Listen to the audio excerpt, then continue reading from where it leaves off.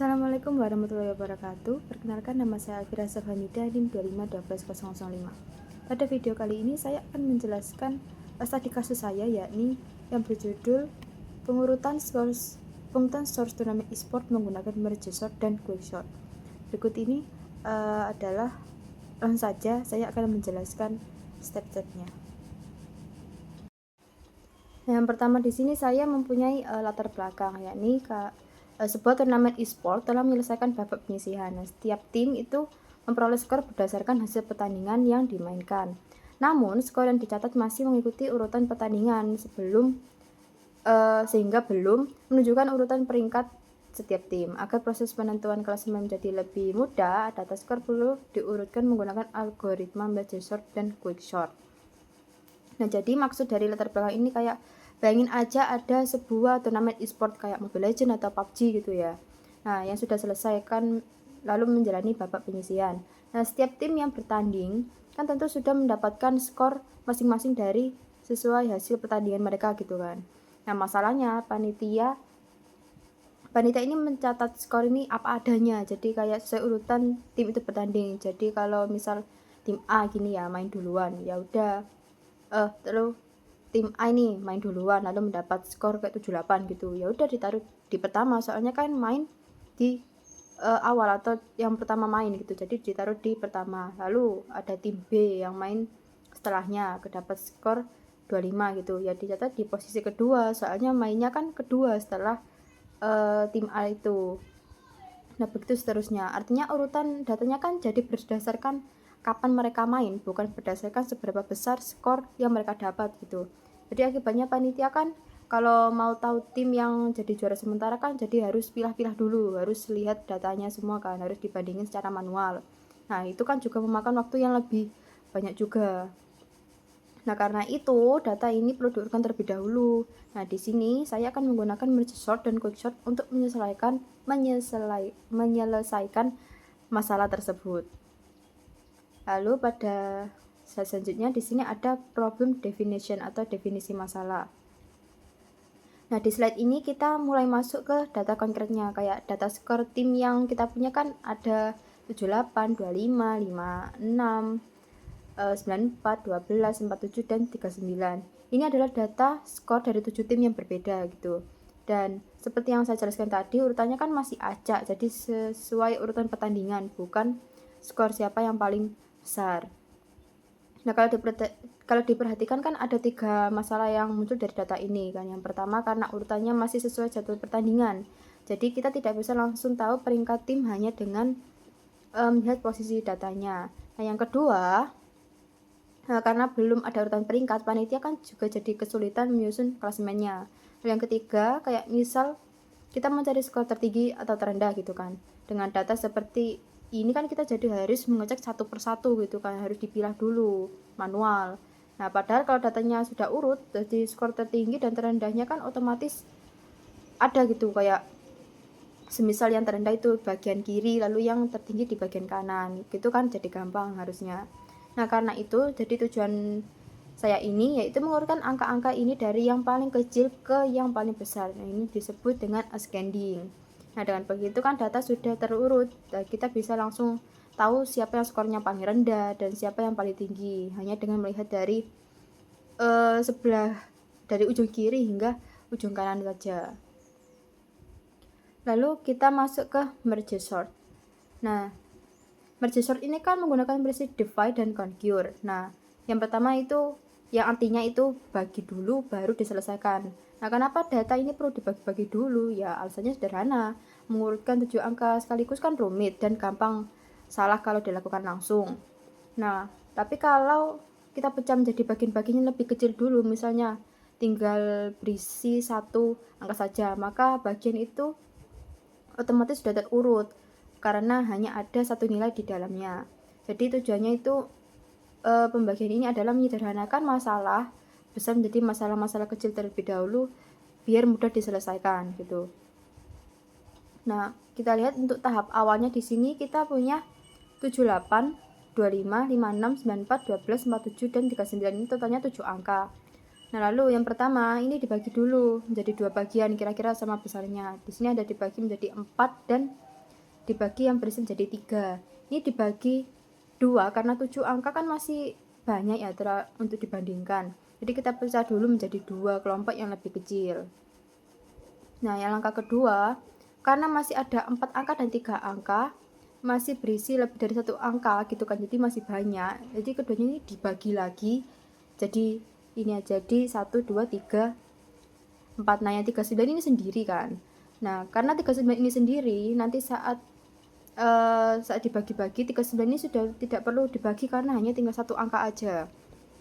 Jadi yang perlu dibagi nanti ada ini, ada 7825, 5694 dan 1247.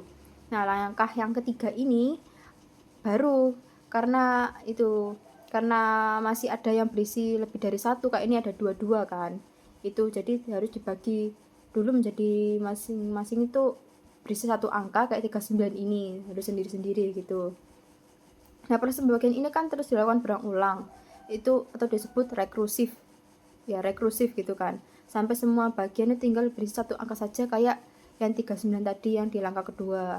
Nah, ini angka ketiga kan juga sudah menjadi satu-satu kan, kayak 78 sendiri, 25 sendiri, 56 sendiri gitu. Kayak gitu. Nah, gak mungkin juga salah urutan kalau udah dibagi satu-satu gini. Soalnya kan angkanya cuma 1, ya udah, ini bakal gampang juga kalau mau diurutin. Nah, inilah dasar kenapa nanti proses penggabungan itu jadi mudah.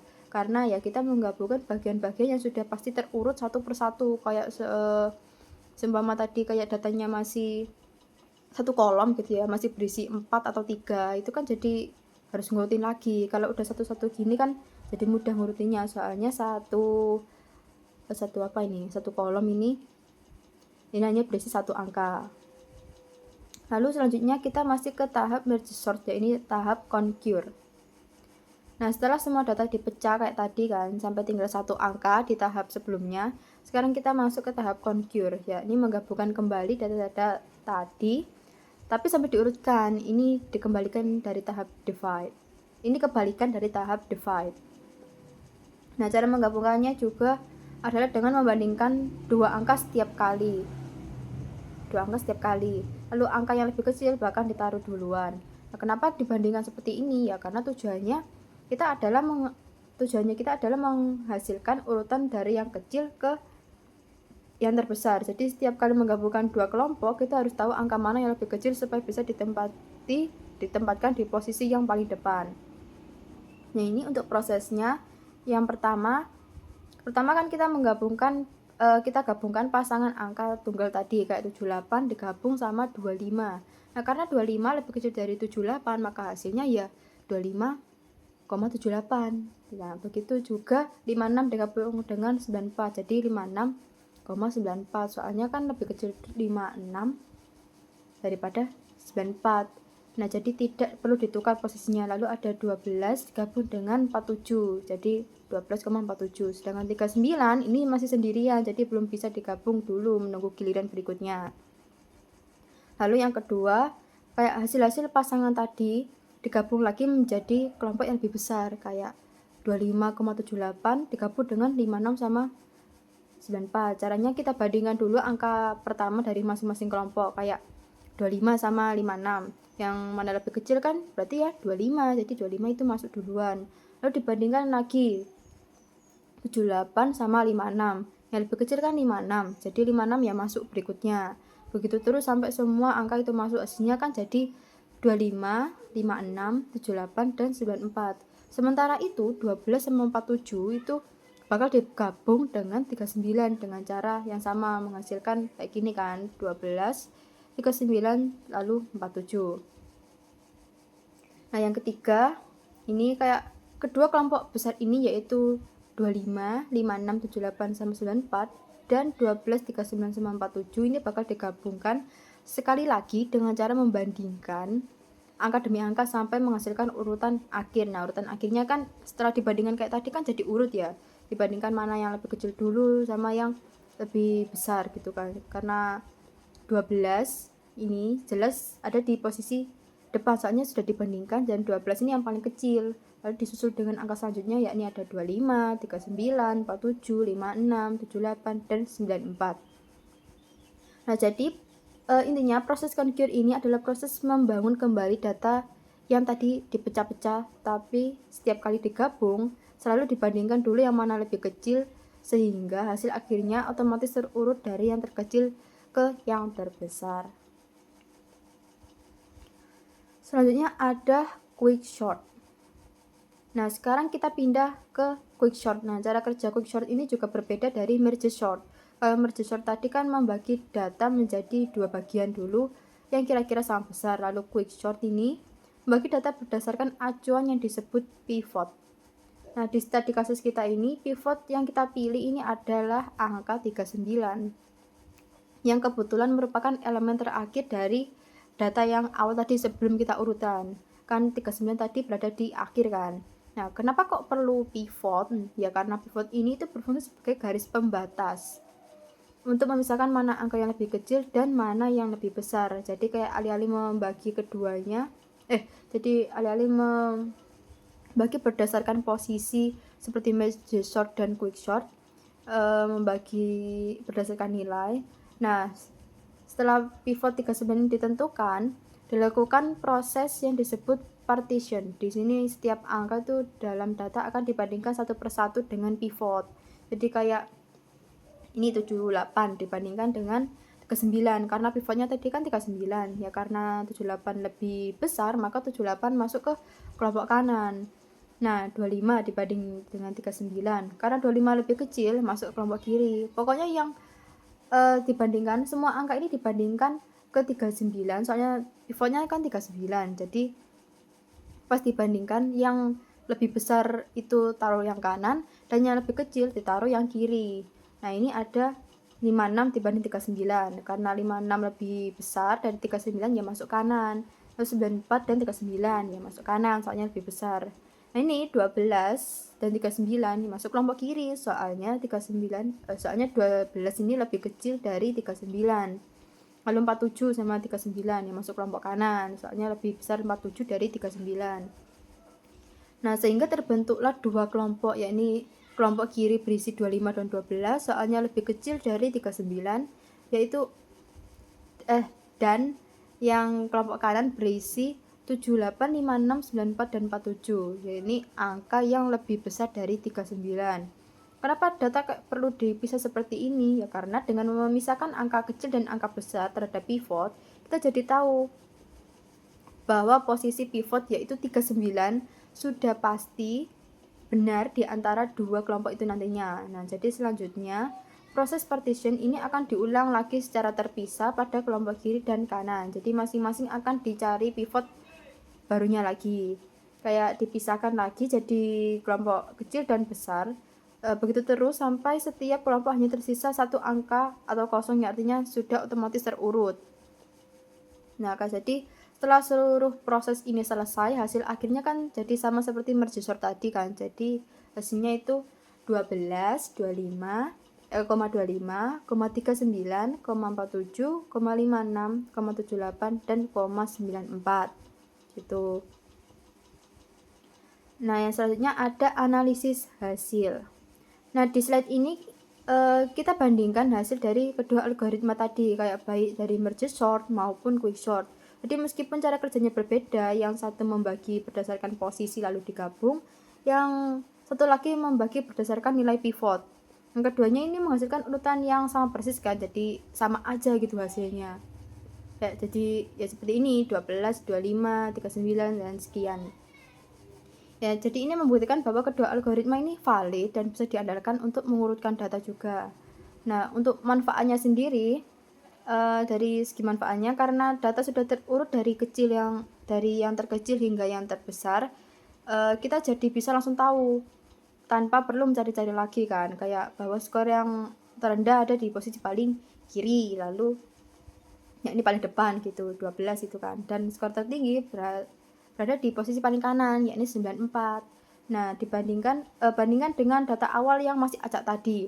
Nah, kita kan harus mengecek ketujuh angka itu satu persatu untuk memastikan mana yang lebih kecil dan mana yang lebih besar gitu kan. Dengan data yang sudah terurut kayak gini, kan jadi panitia bisa langsung menyusun klasemen tanpa perlu bandingkan angka manual gitu kan. kayak satu persatu itu kan jadi lama juga, itu gak efisien lah istilahnya itu.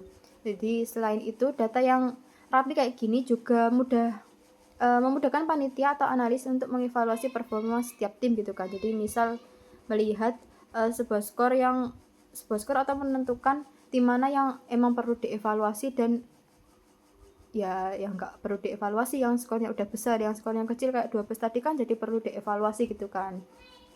Jadi kan lihatnya juga lebih gampang soalnya sudah diurutkan tadi, sudah ada di paling depan. Ya udah yang paling depan berarti ya perlu dievaluasi gitu. Nah, yang terakhir ada kesimpulan. Nah, sebagai penutupnya di sini saya merangkum beberapa poin penting, yakni yang pertama, baik merge sort maupun quick sort kan sama-sama berhasil mengurutkan data skor turnamen kita dan hasilnya akhirnya juga identik kayak merge sort dan quick sort hasilnya juga sama aja. Nah, yang kedua, perbedaan mendasar dari keduanya adalah cara merge sort itu membagi data berdasarkan menjadi dua berdasarkan posisi menjadi dua bagian yang seimbang, kayak memecahkan sampai tinggal satu angka baru kemudian menggabungkan kembali sambil dibandingkan satu persatu. Itulah kenapa disebut proses divide lalu conquer. Lalu yang ketiga, quicksort itu berbeda. Dia memilih satu angka sebagai pivot kayak tadi 39 gitu, lalu memisahkan data menjadi dua kelompok berdasarkan nilai kecil atau berdasarkan lebih kecil atau lebih besar dari pivot tersebut. Proses ini disebut partition dan diulang terus sampai semua data itu terurut. Lalu yang keempat, meskipun langkah teknisnya berbeda, sebenarnya kedua algoritma ini sama-sama menganut prinsip divide dan conquer, yaitu memecah masalah besar jadi masalah-masalah kecil terlebih dahulu baru diselesaikan. Karena keduanya sama-sama efektif digunakan untuk kasus seperti mengurutkan skor turnamen e-sport seperti ini. Dan yang terakhir, manfaat nyata dari semua proses ini adalah data yang sudah terurut jadi lebih mudah dibaca. Terus juga memudahkan panitia menyusun klasemen dengan cepat gitu kan. Kayak ya tadi sudah terurut jadi tinggal lihat aja yang mana yang lebih kecil, mana yang lebih besar. Jadi juga bisa tahu mana tim yang perlu dievaluasi dan mana tim yang emang sudah gak perlu dan langsung lanjut aja gitu. Soalnya sudah terurut kan, jadi tinggal lihat aja dan juga bisa nentuin juga pemenang sementara. Demikian presentasi studi kasus dari saya. Bila ada kurang kata atau salah penjelasan atau mungkin kurang dipahami dalam setiap saya menjelaskan, saya mohon maaf sebesar-besarnya. Wassalamualaikum warahmatullahi wabarakatuh.